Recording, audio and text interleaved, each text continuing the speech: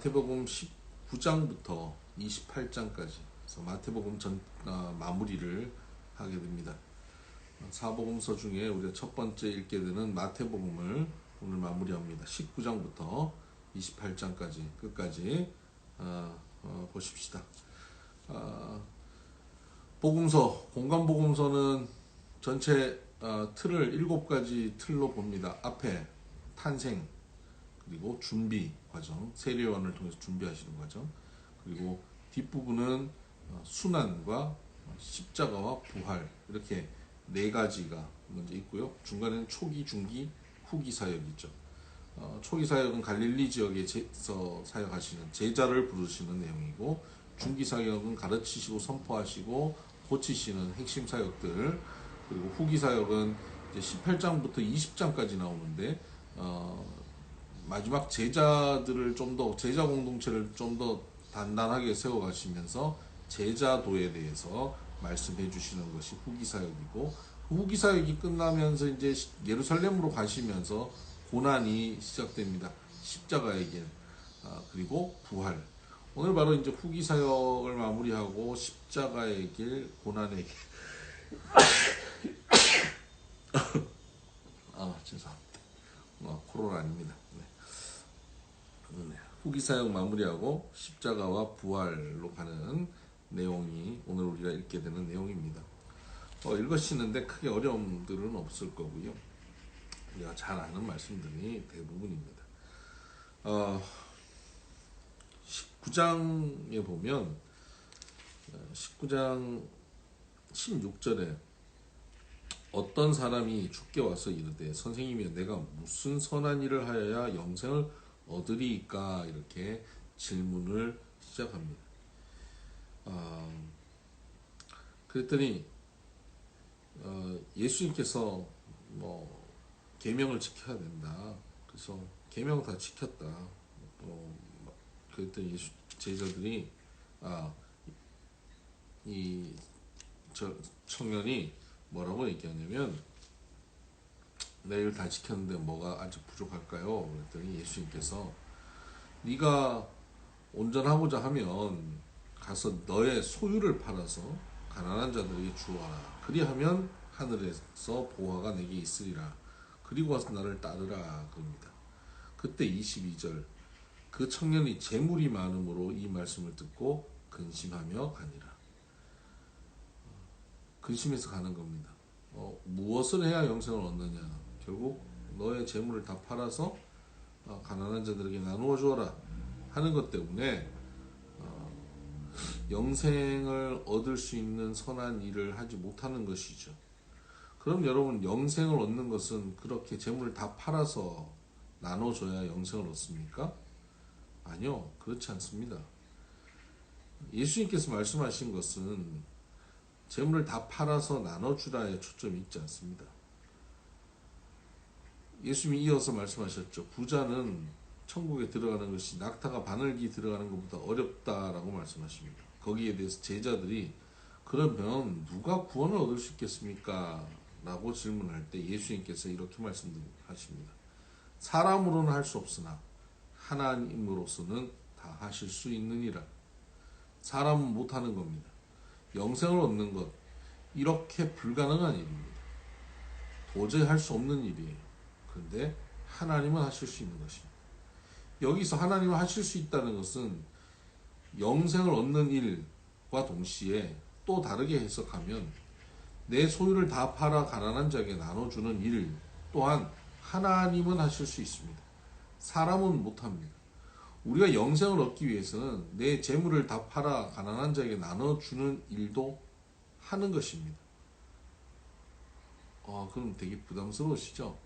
부담스러우실 거 없습니다. 내가 내 삶의 주인이 아니라 주님이 주인이 되실 때 내 소유를 다 팔아서 가난한 자에게 나눠주고 가게 되는 것이죠. 여기서 이 사람 청년은 재물이 많기 때문에 예수님께서는 재물을 파는 것에 초점을 맞췄을 것입니다. 어떤 사람에게는 자존심이 굉장히 중요한 사람에게는 자존심을 내려놓게 하는 것에 대한 요구를 하셨을 수도 있습니다. 어떤 이는 자녀에 대한 욕심이 많다면 하나님께서 자녀를 내려놓는 요구를 하셨을 겁니다. 그럼 모두 다 이 청년이 한 것처럼 다 고개를 절레절레 하면서 어렵도다 하고 갈 거예요. 그러니까 그런 자녀에 대한 마음, 자존심에 대한 것, 재물에 대한 것, 내가 내려놓지 못하는 모든 것을 내려놓아야 영생을 얻습니다. 근데 그걸 어떻게 내려놓습니까? 못 내려놔요. 누가 할 수 있습니까? 나는 할 수 없고 하나님은 하실 수 있습니다.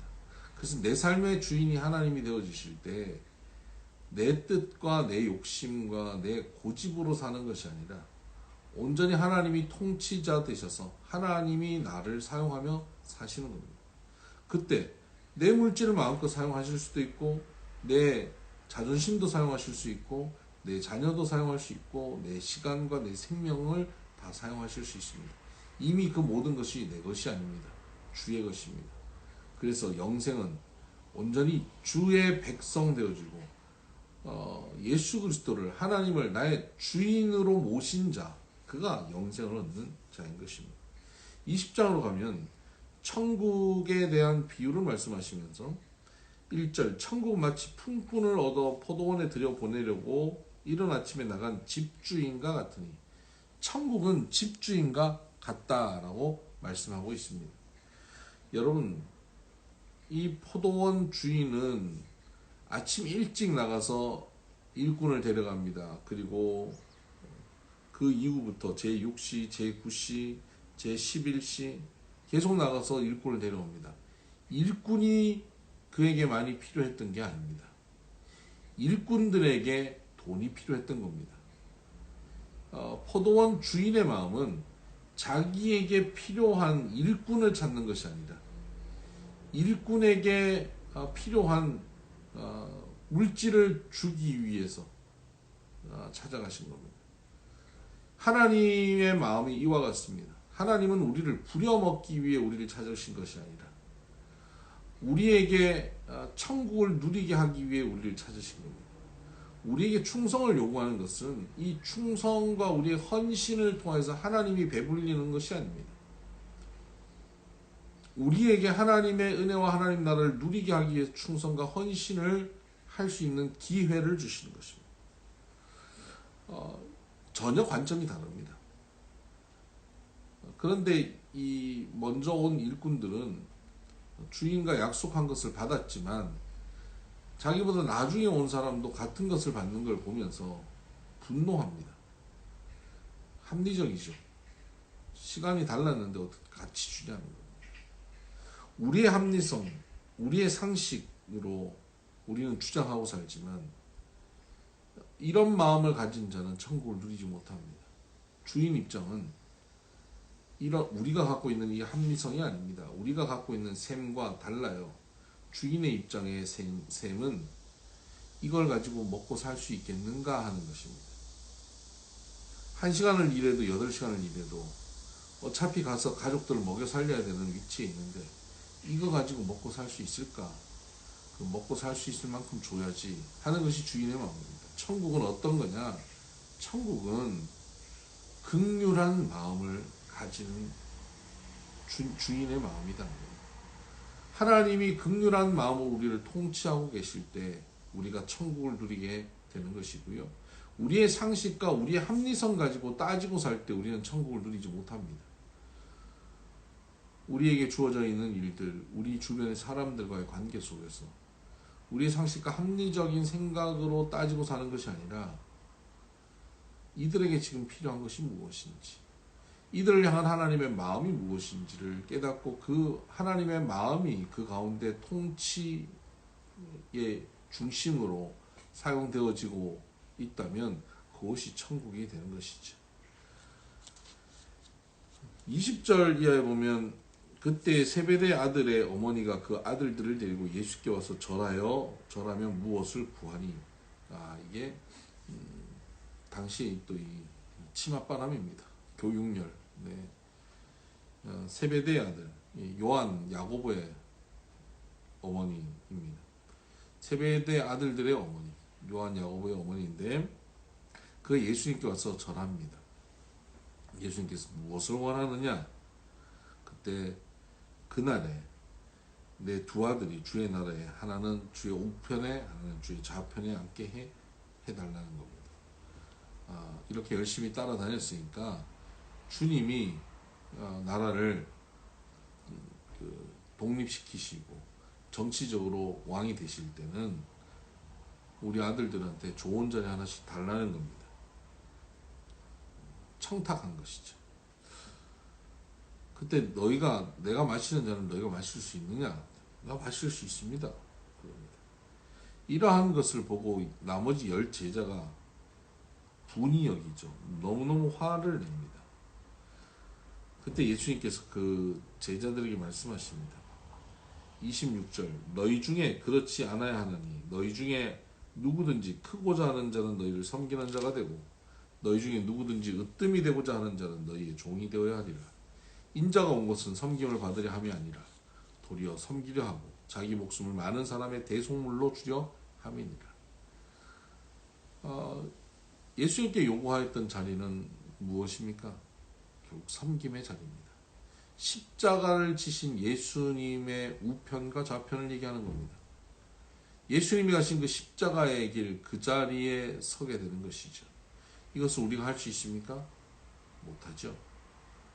하나님께서 우리에게 하나님의 마음을 허락하시고 그 지혜와 그 사랑으로 충만할 때 우리가 비로소 그 섬김의 자리로 가게 되는 겁니다.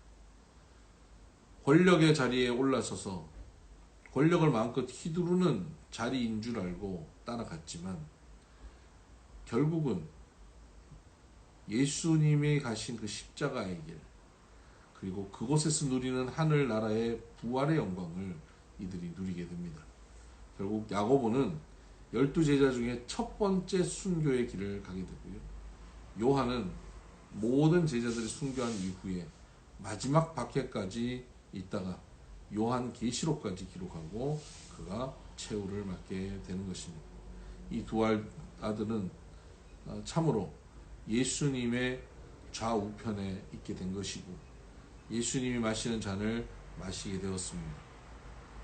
예수님의 마음, 예수님의 뜻을 이들이 이어갈 수 있었던 것이죠.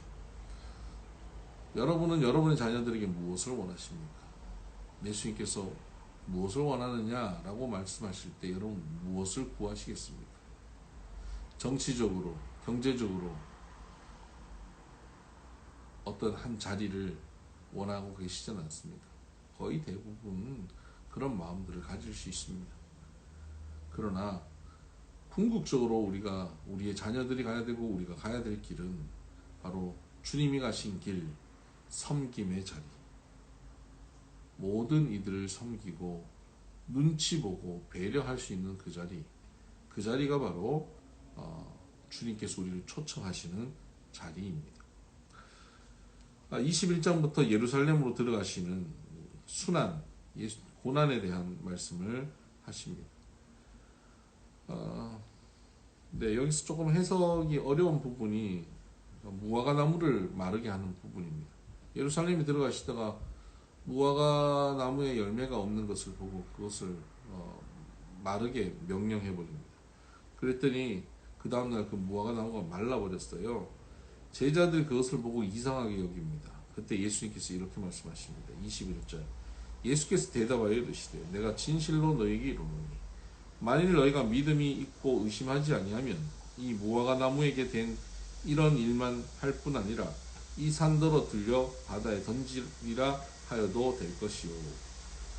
이 무화과 나무에게 한 일만이 아니라 이 산더러 바다에 던져지라 하여도 될 것이다 라고 말씀하십니다. 무화과 나무를 명하였는데 그 다음날 말라버리는 것을 보여주셨습니다.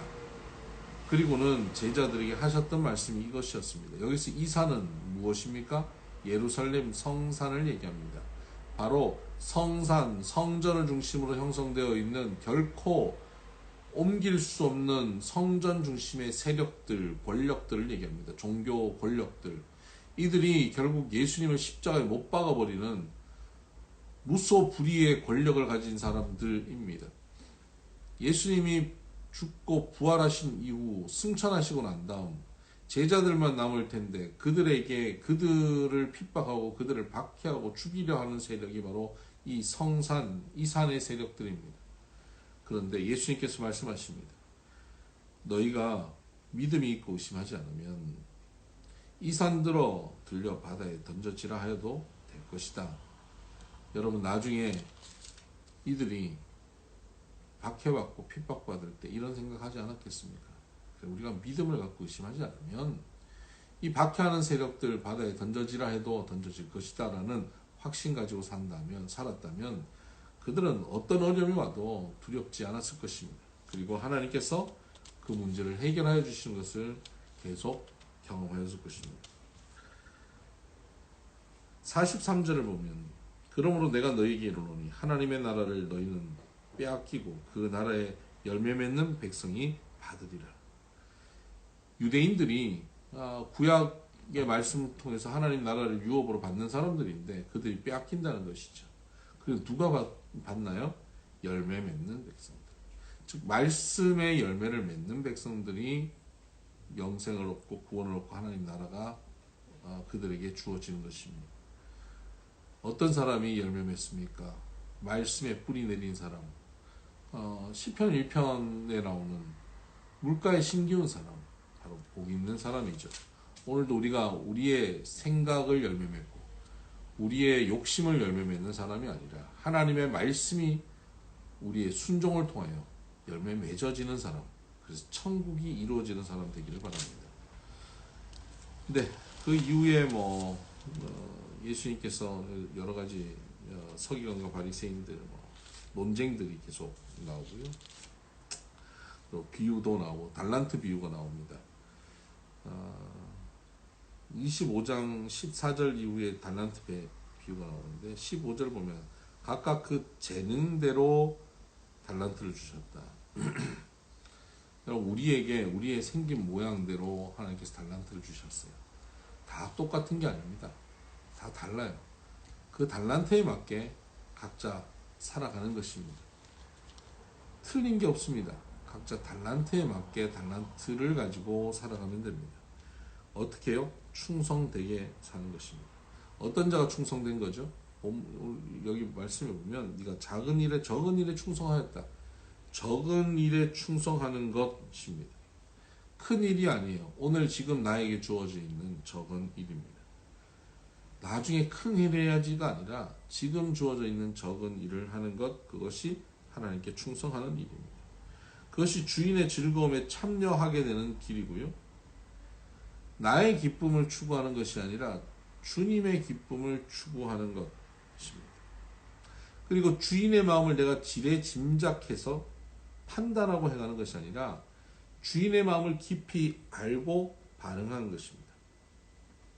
그래서 한 달란트 받은 자는 나중에 주인에게 와서 이렇게 말합니다.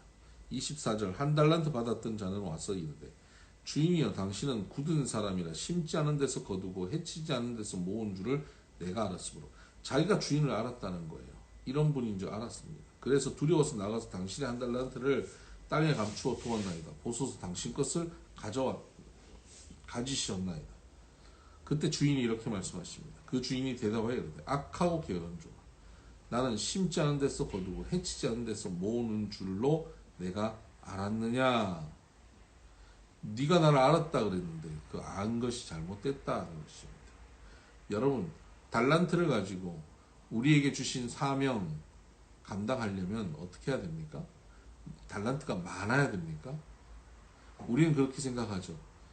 사명 감당하려면 달란트가 많아야 되는데 난 지금 달란트가 부족하다. 내 능력이 부족하다. 여건이 안 된다. 상황이 안 된다. 기회가 없다. 우리가 그렇게 생각하죠.